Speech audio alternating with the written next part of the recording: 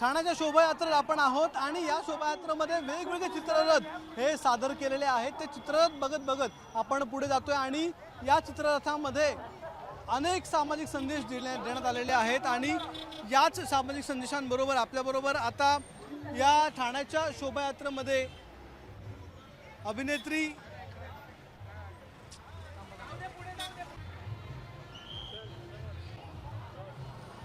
आपण ठाण्याच्या शोभायात्रेत आहोत आणि या शोभायात्रेमध्ये वेगवेगळे रंग आपल्याला बघायला मिळतात। वेगवेगळे सामाजिक संदेश घेऊन इथे अनेक संस्था सहभागी झालेल्या आहेत। या संस्थांबरोबरच इथे आपल्याबरोबर आता जोडली गेलेली आहे अभिनेत्री राधा सागर। आपण राधाशी बातचीत करणार आहोत आणि राधाशी बोलत बोलत आपण पुढे जाणार आहोत। राधा, तुझं खूप खूप स्वागत एबीपी माझामध्ये आणि या ठाण्याच्या आमच्या शोभायात्रेत देखील तुझं खूप खूप स्वागत। आपण पुढे पुढे जाऊया। तुला कोणता चित्ररथ आवडतो, तुला काय आवडतं ते आपण बघत बघत तुझ्याशी बोलत बोलत आपण पुढे जाणार आहोत। चला मग आपण पुढे पुढे जाऊया। राधा, सगळ्यात महत्त्वाचं म्हणजे ठाण्याच्या शोभायात्रेतलं तुझं कितवं वर्ष आहे किंवा पहिलंच वर्ष आहे का, आणि पहिल्या वर्षात मग तुला कसं वाटतंय, काय वाटतं सगळं बघून?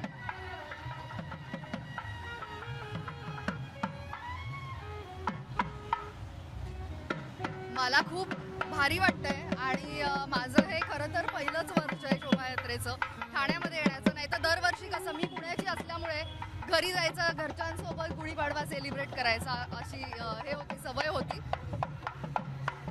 आणि खूप खरं तर खूप छान वाटतंय, कारण बघ ना, अरे काय हे कलरफुल म्हणता येईल। हा जो गुढीपाडवा आहे तो खूप कलरफुल आहे आणि म्हणजे मी आता चित्ररथ बघत आले तर प्रत्येक याच्यातून काहीतरी सोशल मेसेज देत आहेत ते। आणि अगदी मला याची खासियत अशी वाटली की अगदी प्रत्येक वयोगटातले लोक याच्यात सहभागी झालेत, म्हणजे अगदी छोटी छोटी मुलं सुद्धा आहेत आणि माझी आजी वगैरे या वयाच्या बायका सुद्धा छान हातात लेझिम घेऊन खेळतात। सो मला खूपच भारी वाटतंय, ही जी एनर्जी आहे ना ती खूप छान आहे। आणि हे बघ ना, सीधो कॉस्ट्युम्स म्हणजे मला कांताराच आठवला हे बघून। ओ माय गॉड, हे आउटफिट्स बघा, कमाल आहे, कमाल। यक्षगान आहे, हा कर्नाटकचा प्रकार आहे यक्षगान, आणि तो इथे सादर केला जातो। आपण बघतोय महिषासूर मर्दिनीचा हा इकडे ते एक त्यांचं नाट्य आहे, त्यांचं पारंपरिक एक सण आहे तो इकडे साजरा करतात। आपण पाहतोय असे रंग याच्या आधी कधी बघितले होते का तू? नाही नाही, खरंच नाही बघितलं। यक्षगान म्हणतात। ओके, प्रत्येक काय म्हणतात, फक्त महाराष्ट्रापुरता नाही तर भारतातली प्रत्येक संस्कृती आणि प्रत्येक काय म्हणतात शहरातून, राज्यातून लोक इथे कला सादर करायला येतात आणि ते सगळं आपल्या ठाणेकरांना, मुंबईकरांना आणि पुणेकरांना सुद्धा आता बघायला मिळतंय। एबीपीच्या माध्यमातून सगळीकडे पोहोचतंय। सो ही खूप चांगली गोष्ट आहे। तू म्हणजे कोणत्या शहरामधून आलीस, त्या ठिकाणी असे काय शोभायात्रा वगैरे निघाल्या का? तू कधी सहभागी झाली होतीस का? अनफॉर्च्युनेटली नाही, पण पुण्यामध्ये म्हणजे गणपती उत्सव तेवढ्या मोठ्या प्रमाणात साजरा होतो की कुठून कुठून लोक येतात आणि ते जे 10 दिवस असतात, सो ती खूप मजा असते। तर तसाच फील मला इथे आला, पण हे जे वातावरण आहे ते फार वेगळं आणि खूप कमाल आहे। आणि प्रत्येक म्हणजे मी आता बघितलं ना की आरोग्य विषयक काहीतरी एक चित्ररथ आहे किंवा बाकी सुद्धा तुम्ही टाकाऊतून टिकाऊ कसं करू शकता, हा संदेश आहे। आपण पुढे जात जात तर आपल्याबरोबर राधा सागर आहे आणि जी ठाण्यातल्या या शोभायात्रेत सहभागी झालेली आहे। यक्षगान आपण आता बघितलं।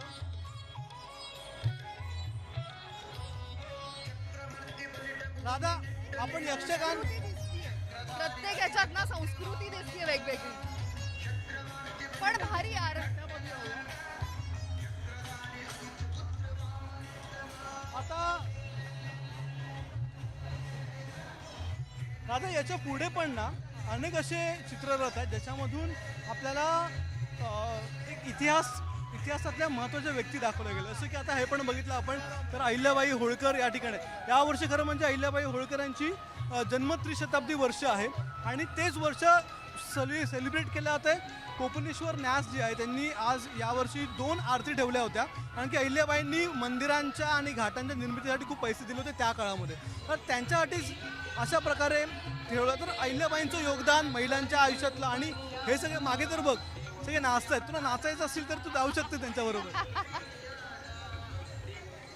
प्लीज जा त्यांच्याबरोबर.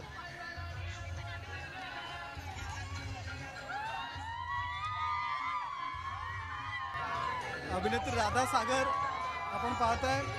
अहिल्यादेवी होळकर यांचा एक जे चित्ररथ आहे त्या चित्ररथातून महिला सक्षमीकरणाचा संदेश दिला जातोय आणि त्याच चित्ररथाच्या म्हणजे अहिल्यादेवींच्या या जन्मशताब्दी वर्षामुळे अनेक या महिला ज्या आहेत त्यांना सक्षम त्या झालेल्या आहेत. त्यांच्या आनंदामध्ये राधा तू सहभागी झाली होती. कसा अनुभव आहे हा?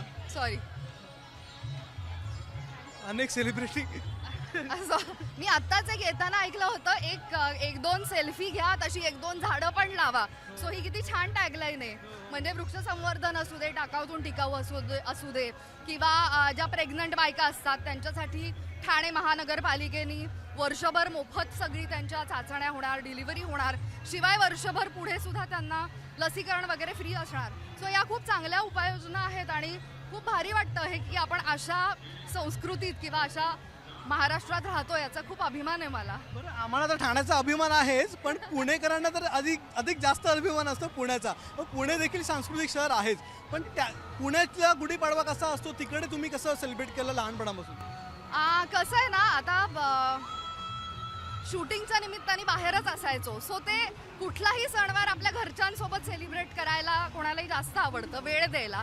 सो त्या पद्धतीने मी सुद्धा की बाबा सुट्टी काढून घरी येऊन घरच्यांबरोबर छान गुढीबिडी उभारायची. पुरणपोळीचा स्वयंपाक असतो. सो त्या सगळ्या गोष्टी घरच्यांबरोबर वेळ घालवणं हा खरं तर मोटिव्ह असायचा. सो प्रत्येक सणाला गुढीपाडवाही तसाच असायचा.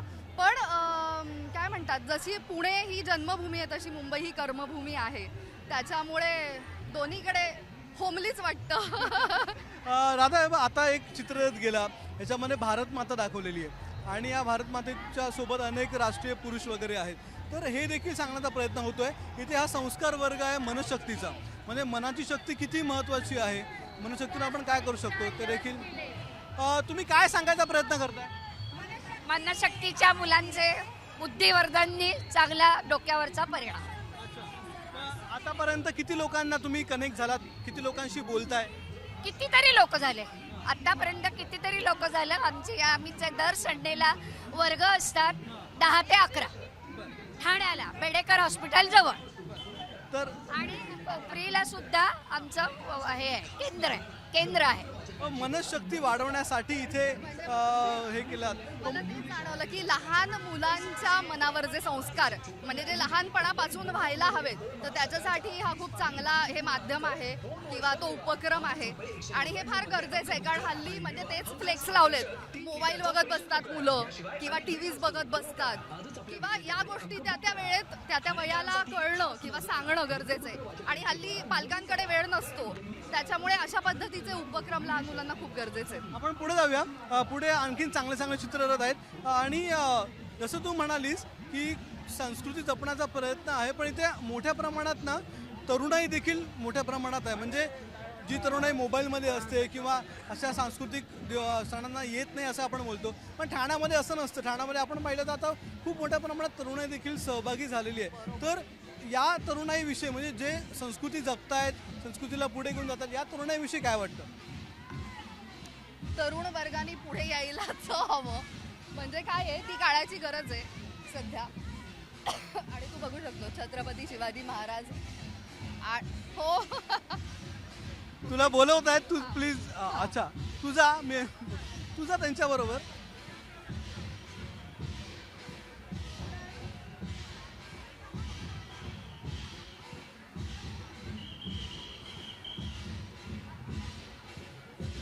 तर इकडे छत्रपती शिवाजी महाराजांच्या वेशामध्ये इथे लोक आले. शुभेच्छा तुम्हाला गुढीपाडव्याच्या. अच्छा, कशा म्हणजे आज शिवाजी महाराजांच्या अवतारात तुम्ही आहात, वेशभूषेमध्ये आहात, काय सांगायचा प्रयत्न आहे तरुण पिढीला सगळ्यांना? एक हिंदू राष्ट्र व्हावं ही सदिच्छा आहे सगळ्यांना तरुण, आणि हिंदू धर्म आणि हिंदू संस्कृती ही वाढवावी हेच संदेश देऊ शकतो आजच्या दिवशी. आम्ही गेली 25 वर्ष शोभायात्रेमध्ये येतोय. एकच आवाहन करेल तरुण पिढीला की जसं सगळ्या गोष्टींसाठी सगळीकडे असता, तसं आपल्या सणांसाठी, उत्सवासाठी सकाळी लवकर उठून शोभायात्रेत सहभागी व्हा. हा एक दिवस खूप महत्त्वाचा असतो हिंदू संस्कृतीत आणि तो नक्की जगून बघा. तर आता जसं की आपण पाहिलं इथे की अनेक लोक लहान लहान मुलं इथे सहभागी झालेले आहेत. तरुण पिढीला कळणं इतिहास हा लहान मुलांना कळणं फार गरजेचं आहे हल्ली. कारण वही पुस्तकांमध्ये शाळेत असतोच, पण हे ॲक्च्युअल अशा लोकांना भेटणं किंवा नाटकं बघायला मिळणं, त्याच्याविषयी ज्ञान मिळणं, त्या पर्सनॅलिटीज विषयी कळणं हे फार गरजेचं आहे. सेल्फीसाठी थांबले तुझ्या बरोबर.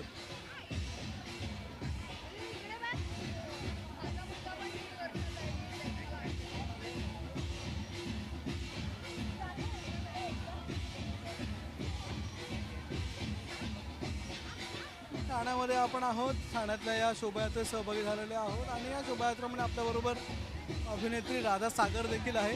राधा, आता एकदम क्रुशल पार्ट आहे पण खूप महत्त्वाचा की या शोभायात्रेमध्ये लेझिम खेळणाऱ्या अनेक महिला आहेत आणि हे लेझिम TGLचं लेझिम खेळणारं मंडळ. आपण त्यांच्याबरोबर जाऊया का? म्हणजे तुला लेझिम खेळायचं असेल तर. हो, मला आवडेल. तू कधी लेझिम खेळली होती का लहानपणी शाळेमध्ये वगैरे? शाळेत खेळलेली आहे, शाळेत खेळली आहे. त्याच्यानंतर आज आपण चांगलं झालं. यांना एक लेझिम देता येईल का? आपण पूर्ण शूट करूया. कोणती पण.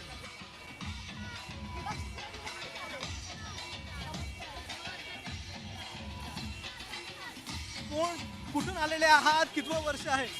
भगिनी निवेदिता उत्कर्ष मंडळ या बॅनर खाली गेली 14 वर्ष आम्ही भाग घेतो आहे. आतापर्यंत जवळजवळ 8 ते 9 आम्हाला बक्षिसं मिळालेली आहेत. यावर्षी आम्ही बक्षिसांच्या राहिलीत नाही आहोत, फक्त एन्जॉय करायचं आहे आणि नवीन वर्षाचं स्वागत करायचं आहे. किती महिला आहेत? 35 महिला आहेत. आणि हे लेझिमचं प्रशिक्षण करावं लागलं, त्यांना शिकवावं लागलं?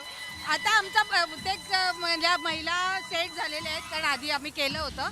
पण मी आणि माझ्या बरोबर 4-5 जणी आम्ही खवळे सर म्हणून सरस्वतीचे शिक्षक आहेत, त्यांच्याकडून शिकलो आणि मग बाकीच्यांना आम्ही शिकवलं. आता बघितलं म्हणजे कशा उत्साह आहे या लोकांचा आणि बक्षिसासाठी नाही आहे. हो ना, म्हणजे फक्त त्या म्हणाला एन्जॉय करायचंय आणि आयुष्यात आता सध्या हेच महत्वाचं आहे. पण तुला पण एन्जॉय करायचं, तू त्यांच्याबरोबर जॉईन हो.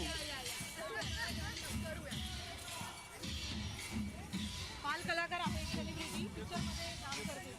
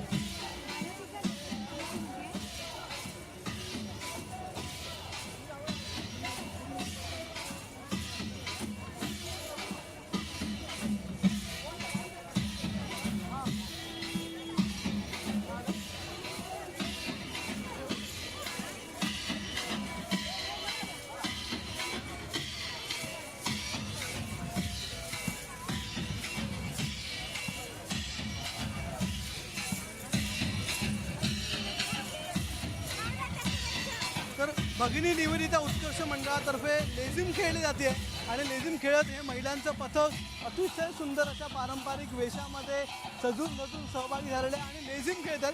आणि याच भगिनी निवेदिता मंडळाच्या महिलांबरोबर अभिनेत्री राधा सागर देखील इथे सहभागी झालेली आहे लेझिम खेळायला. लेझिम खेळतेस इतक्या वर्षांनी, कसं वाटतंय? पुन्हा एकदा लहान झाल्यासारखं वाटतंय. खूप छान वाटतंय आणि या बायकांचा उत्साह बघून डबल एनर्जी मिळते. मस्त मस्त. तर लेझिम खेळला जातोय आणि लेझिम हा पारंपरिक प्रकार आहे. थोड्या दिवसांपूर्वीच लेझिम म्हणून एक वाद देखील झाला होता, पण तरी देखील लेझिम हा सांस्कृतिक महाराष्ट्रीयन खेळातला प्रकार आहे. महिलांचा पुरुषांचा अतिशय जवळचा असा प्रकार आहे आणि त्यामुळेच हे भगिनी निवेदिता मंडळ जे आहे ते इथे लेझिम खेळत आजच्या या शोभायात्रेत नववर्षाचं स्वागत करतात. आणि याच स्वागतामध्ये अनेक वेगवेगळी लोकं आहेत, अनेक वेगवेगळे सेलिब्रिटी आहेत, ते देखील आपल्याबरोबर आहेत. अभिनेत्री राधा सागर आपल्याबरोबर होती. आपण पुढे जाऊया. आता आपण पुढे जाऊया. पुढचं एक शेवटचं हे पर्यावरण संस्कृती मंडळ आहे, दक्षता मंडळ.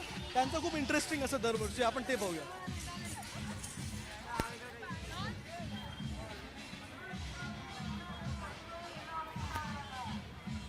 तर हे पर्यावरण दक्षता मंडळ ठाण्यातलं एक जुनं मंडळ आहे आणि या मंडळामधून दरवर्षी ठाण्यातलं पर्यावरण वाचवण्यासाठी वेगवेगळे उपक्रम घेतले जातात. यावर्षी देखील आपण बघितलं तर खूप चांगला उपक्रम घेतलेला आहे यांनी. आणि झाडं लावा आणि झाडांच्या या संपूर्ण संवर्धनासाठी, पर्यावरणाच्या संवर्धनासाठी हे वेगवेगळे झाडं घेऊनच हे फ्लेक्स घेऊन सहभागी झालेले आहेत. आपण त्यांनाच विचारूया का, तर काय मेसेज देता तुम्ही? निसर्गाला पूरक असं आपलं वागणं असावं, आपली दिनचर्या असावी आणि त्याप्रमाणे आपण आपले सणवार साजरे करावे, हाच एक प्रयत्न आहे. निसर्गाचा ऱ्हास होऊ नये, संवर्धन करावं. सुंदर असे प्रयत्न यांच्याकडून केला जातो. दरवर्षीचा यांचा वेगळा, अजून अनेक चित्ररथ आहेत हो, मागे. मला आणखीन एक आठवलं म्हणजे मल्लखांब तिथे खूप चांगल्या पद्धतीने लहान लहान मुलं सुद्धा आणि मुली सुद्धा तिथे हे करतायत आणि कसलं भारी आहे यार. मल्लखांब फक्त लहान मुलं नाहीत, काही मुली देखील आहेत मुली ज्या देखील आहेत, त्याचं कौतुक आहे. कारण मुलींनी सध्या खूप स्ट्रॉंग व्हायची गरज आहे. ते सुद्धा मी खूप हे बघितले की मुलींनी काय म्हणतात, पुढे येणं गरजेचं आहे. अन्यायाचा ऱ्हास होणं, त्यांच्यासाठी काय म्हणतात, आवाज उठवणं हे खूप गरजेचं झालेलं आहे. आणि मुली आता कुठल्याही क्षेत्रात कमी नाहीच आहेत, हे तर सिद्ध झालेलं आहे. पण तरीसुद्धा खूप स्तरातल्या मुली अशा आहेत ना की, किंवा बायका अशा आहेत की ज्या काही कारणाअभावी पुढे येऊ शकत नाहीत किंवा समाज काय म्हणेल या भीतीपोटी काही बोलू शकत नाहीत. सो मला तेच सांगणं आहे की मी स्वतः एक मुलगी असल्यामुळे मला त्या सगळ्या गोष्टींची कल्पना आहे. तर अशा बायकांनी, मुलींनी पुढे येऊन आवाज उठवणं आणि काहीही प्रॉब्लेम असेल तरीसुद्धा अशी चांगली माणसं आहेत समाजात किंवा अशा संस्था आहेत ज्या तुमची मदत नक्की करू शकता. सो हे फार गरजेचं आहे. एक महत्त्वाचा प्रश्न विचारतो, घरी जेवण काय असतं? म्हणजे गुढीपाडवा असेल तर आईचा असा खास मेन्यू असतो ठरलेला दरवर्षीचा. तुमच्या घरी काय असतं? आमच्या घरी पुरणपोळी म्हणजे हो निमित्त लागतं, पण पुरणपोळीचा स्वयंपाक असतो. होळी असेल किंवा गुढीपाडवा असेल तर छान पुरणपोळीचं जेवण. आम्ही ऐकलं पुणेकर हे फक्त श्रीखंड खातात आणि पुरी खातात गुढीपाडव्याला, असं काय नाही. नाही नाही, चुकीचं ऐकलंस तू. चुकीचं ऐकलंस. म्हणजे आता कसं मला मोदकही आवडतात. सो मग आता गणपतीत मोदक असतात, गौरी गणपतीत, किंवा आता हे होळी किंवा गुढीपाडवा याला पुरणपोळी हे स्पेशल ठरलेलं असतं. सो मजा येते. वेळ असेल तेव्हा बनवते सुद्धा आणि वेळ नसेल तर मग खाते. बरं, दरवर्षीचं आता ठरलेलं असतं आमचं तरी की या संपूर्ण गुढीपाडव्याला आम्ही ठाण्यामध्ये असतो. आता यावर्षी तू आलेली आहेस पहिल्यांदा, आता पुढच्या वर्षी पण तुझं काय रुटीन मी असतं? दरवर्षी येणार आहे. हे मला एबीपी वाले दरवर्षी बोलवणार आहेत. नाही नाही, हे खूप म्हणजे मी नाही, तुम्हाला सुद्धा मी तेच आवाहन करीन की जास्तीत जास्त लोकांनी या, बघा, सहभागी व्हा आणि आपण मेसेजेस सगळ्यांपर्यंत हे पोहोचवले पाहिजेत. आणि हे खूप चांगलं निमित्त, हा चांगला प्लॅटफॉर्म आहे. सो घरची गुढी उभारून तुम्ही याच्यात सहभागी व्हायला येऊ शकता. धन्यवाद आमच्याशी बातचीत केल्याबद्दल आणि एवढं सगळं तुझे एक्सपिरियन्स, तुझा अनुभव आमच्याबरोबर शेअर केल्याबद्दल. तर आणि नाही नाही, असू दे. पण एबीपीच्या सगळ्या रसिक प्रेक्षकांना माझ्याकडून गुढीपाडव्याच्या खूप खूप खूप शुभेच्छा. हे वर्ष तुमचं खूप आरोग्यदायी बघ फंबल होतंय माझं, आरोग्यदायी जाओ, भरभराटीचं जाओ, तुमच्या सगळ्या इच्छा पूर्ण होवत. Thank you so much. तर यावर्षीचा गुढीपाडवा हा ठाणेकरांसाठी देखील तितकाच महत्त्वाचा आहे, छान आहे, सुंदर आहे. कारण 25वं वर्ष आहे कोपिनेश्वर न्यासाचं. या शोभायात्रेचं 25वं वर्ष आहे आणि म्हणूनच अतिशय सुंदर सामाजिक, सांस्कृतिक देखावे आपल्याला यावर्षी बघायला मिळतात, ज्या देखाव्यातून समाज प्रबोधनाचं काम गेल्या 25 वर्ष सुरू आहे ठाण्यामध्ये आणि याही वर्षी हे काम अविरतपणे सुरू आहे. येणाऱ्या काळामध्ये देखील अशाच प्रकारे शोभायात्रा निघतील आणि त्यामधून देखील समाज प्रबोधनाचं काम हे ठाण्यातून सुरूच राहील. कॅमेरामन विनयसह अक्षय भाटकर, एबीपी माझा, ठाणे. एबीपी माझा, उघडा डोळे बघा नीट.